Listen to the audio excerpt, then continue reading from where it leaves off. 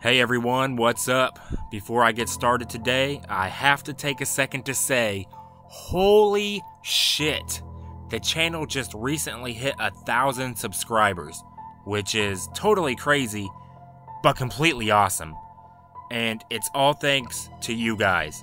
I am really happy and really excited so many people have been interested in my videos, and if it wasn't for all of you, the channel just would not be the same.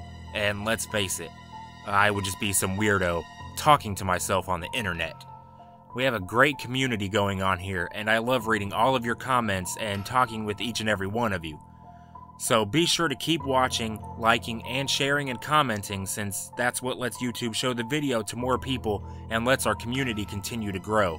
If you're new here, make sure you subscribe too so you can be a part of all the creepy stuff coming out soon, and I have a lot of cool plans for the channel.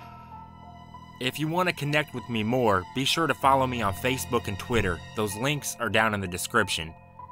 And a special shout out to Lost Chaos TV. He's a really cool guy, and he's been really supportive of my channel, and even did a video featuring one of my videos over on his channel, which has some creepy related videos and gaming stuff like theories. I really suggest you check him out. And a shout out to Al Bruno, who has featured some of my videos on his horror blog, thenightblogger.com, which I suggest you check out if you're a horror fan, and I'll put the links to his site and Lost Chaos's channel in the description below. But yeah, thanks again for the support, everyone. It really does mean a lot. But I'm gonna stop boring you now, and let's get into some true and terrifying Skinwalker stories.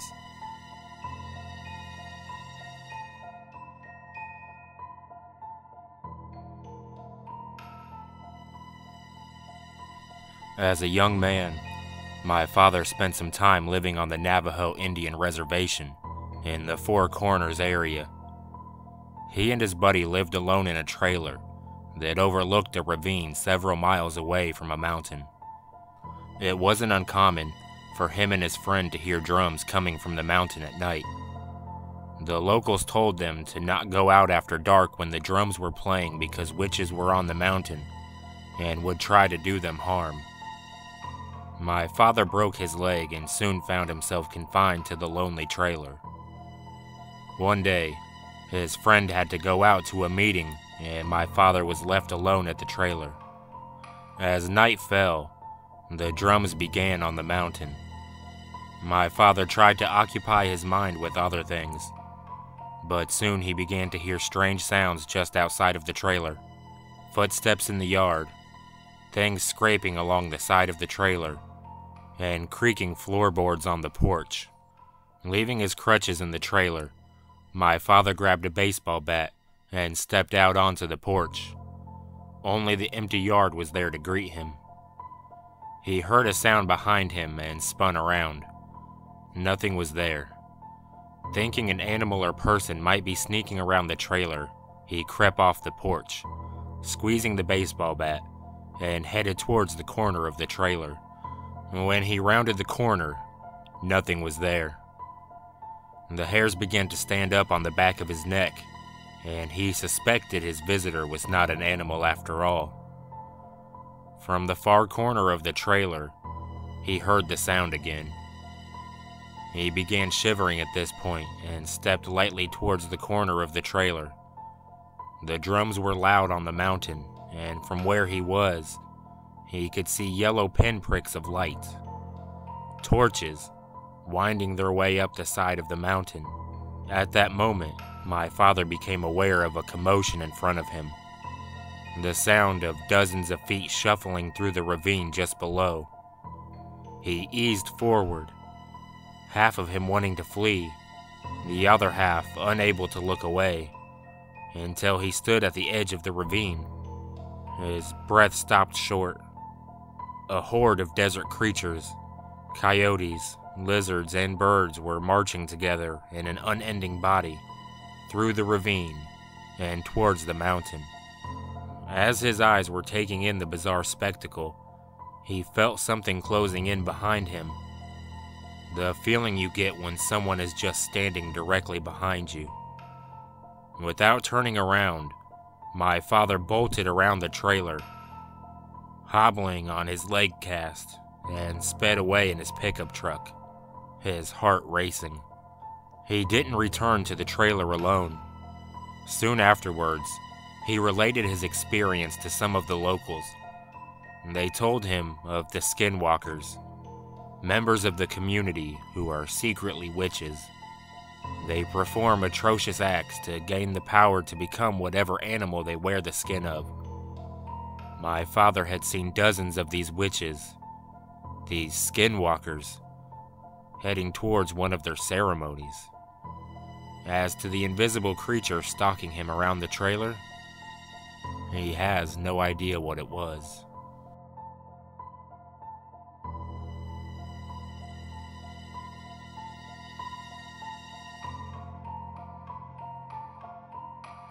I'm Navajo, and I heard a lot of stories growing up on the reservation.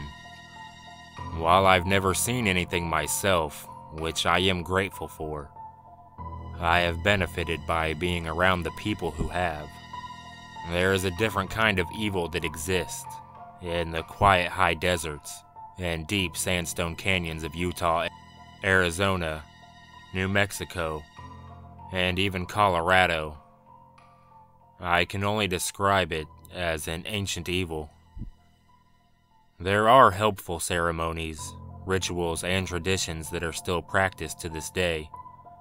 Hell, even a local hospital has an on-duty medicine man. But this all seems to be a double-edged sword. What I mean is there is also black magic, which most Navajo will not even acknowledge or speak of.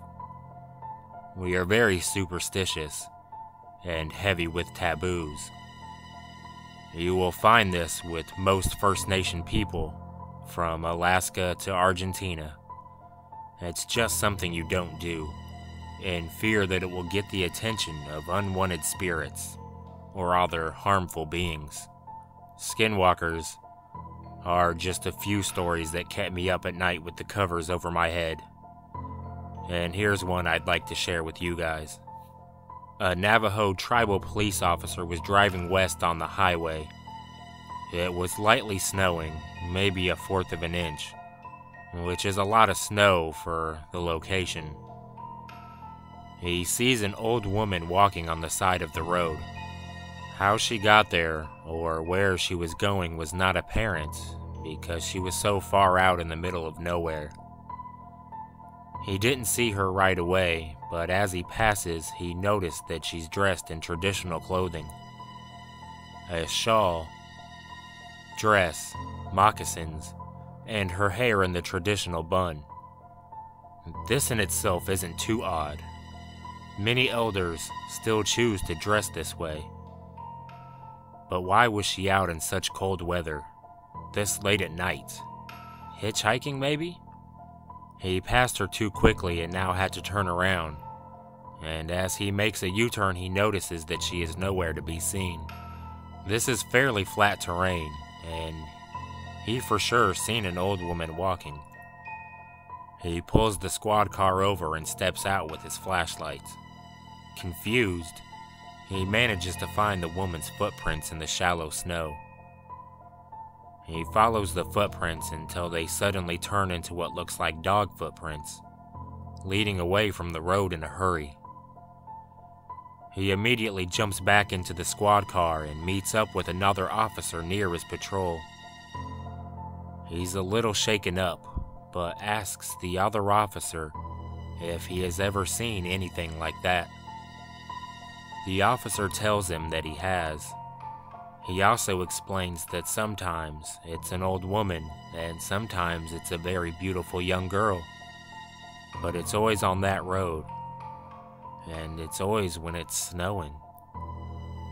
Waiting for the right Good Samaritan to stop and let her into the car. I still get nervous driving those wide open spaces at night. I keep my eyes strictly on the road and turn my music up high. I rarely pick up hitchhikers, but I never pick them up at night.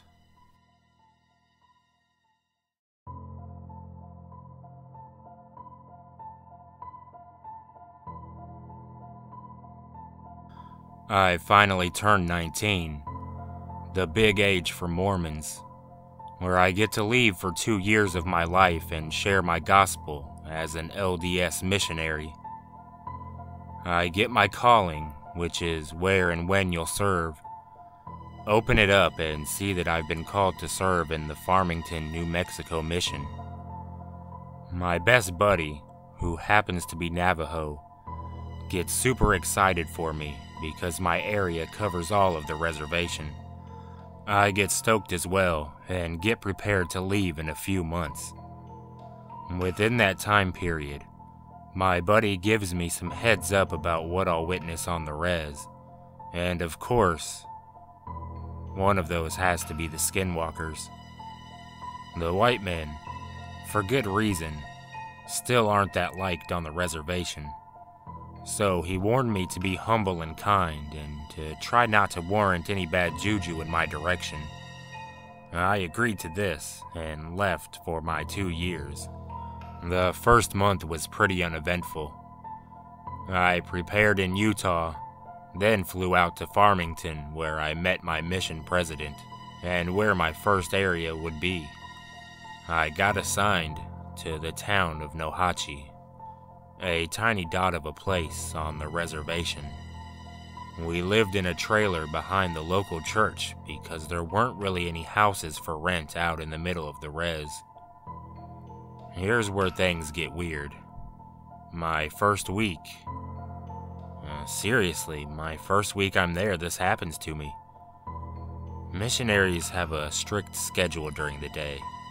We pray, eat, go teach, and come home to do a few push-ups and are in bed by 9. So me and my companion, whose name I won't share because I'm not sure if he'd enjoy being mentioned in this story, start to do our little workout when all of a sudden we hear some footsteps outside. This creeped us out a little bit, but sadly, the area has a lot of drunk residents that stumble around until they're eventually picked up by the police or family members. We brush it off and keep on with our routine. That is, until the steps are right outside of our door. Now mind you, I'm 6 foot, semi-athletic, and 160 pounds, so I'm definitely not going to try to pick a fight with anyone. But my companion was 6'5" and 280 pounds.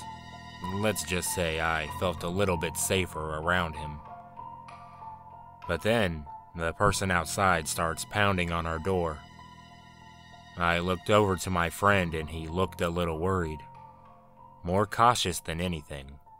Like I said, non-natives aren't very popular on the res, and it wouldn't be out of the ordinary for someone to try to rob or frighten us. Kind of a get the hell out of here kind of message. Here's the freaky part though. The pounding of fists turned into scratching almost instantaneously. Our first thoughts were, oh shit, he has a dog. We came to the conclusion to grab our weights and just try to sleep through this. Well, nothing else eventful happened that night. It was rough falling asleep, but once I did, everything seemed fine. The next morning, we walked outside to see if we could Sherlock Holmes together some evidence to see if we knew who it was, or any beer cans we could find to verify our suspicions. What we found was terrifying and shocking to say the least. We were right. Boot prints leading to our door. But where we should have found boot prints leading away, we found paw prints. I remember seeing them like it was yesterday. A bit bigger than a dog's. I figured they were a coyote or maybe a wolf. We couldn't understand what we were seeing. Why weren't there boot prints leading away? Or paw prints leading to? We didn't say it out loud, but I think we came to the same conclusion. Whatever knocked on our door had changed shape, right then and there. The day went on uneventful. We told our bishop and he knocked it off as just a drunkard bugging us. He said to pray and stay safe by being indoors before dark. Nothing else crazy really happened. But I started having some of the worst night terrors of my life. I would have my back to our door when I woke up in my dream. I didn't even have to turn around to feel the unholy energy that was gravitating from whatever was inside of our trailer. I had no voice and would silently plead in the name of Jesus Christ, but nothing helped. It stepped on the corner of my bed and it felt as if my entire mattress was lifted. It then drove me into my bed, ripping the breath from my lungs. I would start crying and praying to God to protect me from this thing. Then in a second, I would be awake in cold sweat, crying and trying to wake my companion up. This happened to me the next week, every night without fail. Long story short, I ended up going home early. It was mentally taxing reliving that every night. The nightmares instantly went away when I got home. If anyone has any experiences with skinwalkers and the curses they can hex people with, I sure would like to know more about it. Maybe that's what I was experiencing, but it scared me half to death, and was the most dreadful 2 months of my life.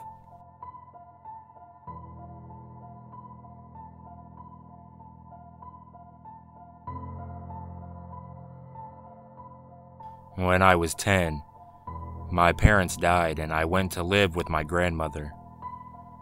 We are Native American, and my grandmother lived in Native American community. She would always tell me stories about the great spirits and the soul of the forest. My favorite one was about this great chief who tamed the fox spirit.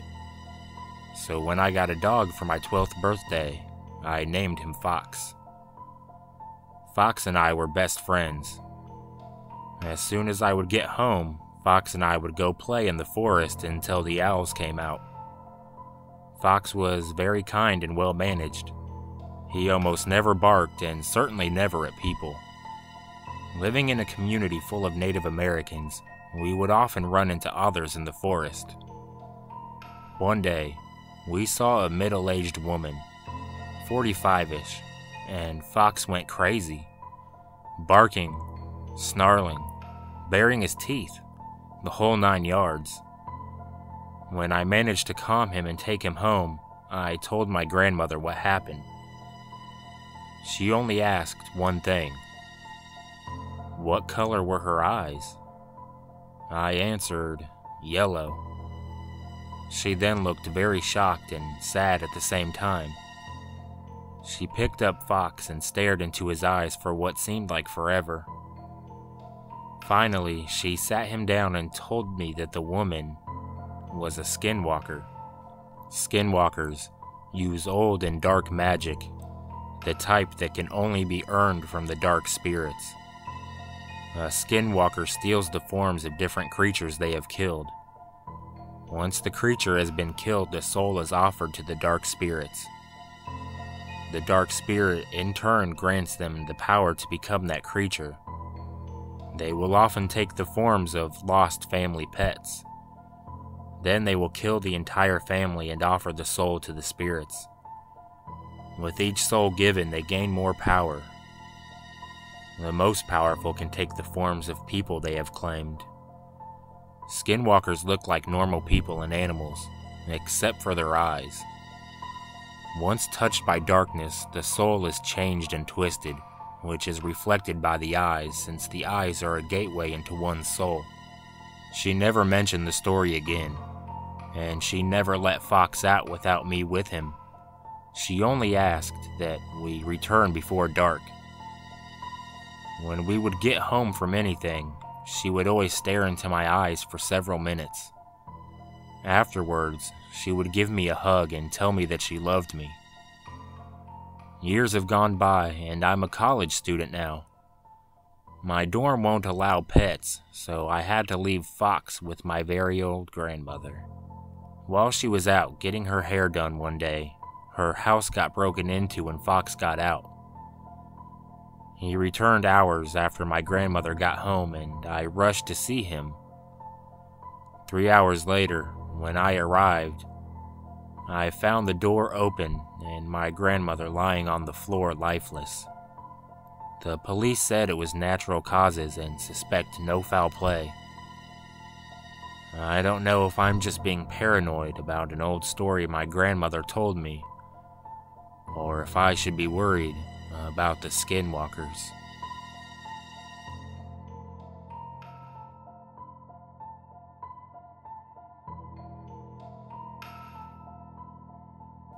I live on a reservation. I'm almost 19 now. I was 17 at the time this happened, and it's always been a standing rule that we can't leave our house after sunset. There's always been bad things happening. People going missing, animals going missing, animals showing up, and animals being mutilated. Weird stuff like that. That year, I was allowed to have a few friends over for my birthday party. I was really excited because this land is beautiful and I always like to show it off. 3 of my friends made it up here, 2 boys and a girl. I'll just refer to them as Boy 1, Boy 2, and Girl. We went for a long walk up in the mountain, a little ways from the res, because the view up there is amazing. And even though it was getting on to dusk, I figured we'd be fine. There's 4 of us all in a group together, and we've got hiking sticks with the spears at the end, and it's only a 20-minute walk there and back. Boy 1 saw the end of a goat, but it was missing a tail and it looked injured. We tried to get closer to see if it was all right, because all the goats around here are owned by someone. But as we got closer, it made a really loud bleat and ran over the ridge. Boy 1 and I ran off the track after it and looked over the ridge. It had disappeared. We stopped so we could hear which direction it was running to, but there was no noise at all. I thought it was a bit weird, and the sun was disappearing faster than I thought, so we started to head back. My friends would always laugh at the rules my family has about going outside at night, but they were about to find out why, and I was about to get a fresh reminder. Boy 1 was leading us with his phone light. It wasn't that dark that we couldn't see in front of us, but the trail has drops and rocks, and because of the bushes to the sides of us, it made it really hard to see our feet. There was this strange giggle in front of us. We stopped because it was really close. It sounded like a turkey gobble, which is uncommon in my area. It happened a few more times after that. The sound gave me goosebumps because it didn't sound right at all. The next thing we saw still plays with my head. Going from left to right across the path was this thing. My heart jumped into my throat. It looked like a large coyote, but its limbs were mutilated like it was crossed with a human. It had sharp long claws. Its face distorted and human, but animalistic at the same time. And it had really long teeth. The scariest part is the way it moved. It was rocking back and forth on all 4s like a praying mantis. It would just take a step and rock backwards and forwards, then lurch another step. Its head was bowed down in between its shoulders. None of us moved for what seemed like a couple of minutes. We just watched it jolt itself across the path awkwardly. It looked like it was just going to go past us and leave us alone until the girl started crying and freaking out. The animal flung its head in her direction and made a really low growl, sort of like a house cat. It twisted its body around and started coming towards us. It was terrifying. I yelled and threw my spear at its head, but it just bounced off. When it got to me, it stood up on its hind legs. It was so tall. Then it barged into me, making me fall down. It started making this hiccuping sound and then barged into boy 1 and backed into boy 2, and he landed in a ditch just off of the trail. There was hardly any light on us now. When it got to the girl, it contorted its body over the top of her and held her down. She started screaming. Boy 2 got up and hit it with his hiking pole hard. It jolted away up the path behind us, making a crying noise, like it was mocking the girl, like it was just playing with us. We picked ourselves up and ran as fast as we could back down the path and across the reservation to my place. We told my mom what happened, and she told me and my friends the legend of the Skinwalkers. I didn't sleep very well that night. I kept waking up to a crying sound outside that would just stop as soon as my ears adjusted to being awake. I didn't want to look outside my curtains. I never wanted to see that thing's face again. The girl said that when it was on her, it was hissing in her ear and whispering things to her that she didn't understand. I still get nightmares about this encounter.